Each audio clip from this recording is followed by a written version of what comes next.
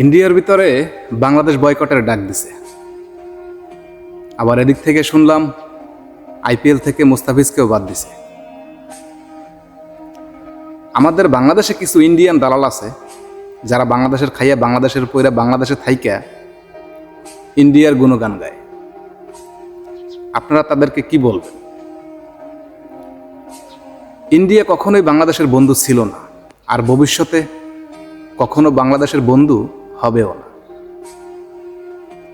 India যার বন্ধু হয়, ইন্ডিয়ার স্বার্থের বিনিময়ে ইন্ডিয়া তার বন্ধু হয়।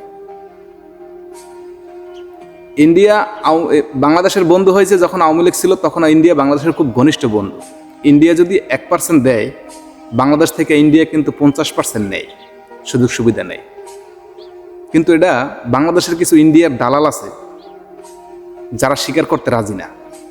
ওরা পারে না, ওদের মুখের থেকে খারাপ কথা আসে, ওদের 14 গোষ্ঠী ভাই বোন সবাই দিয়ে দেওয়ার লেগে ইন্ডিয়ার কাছে।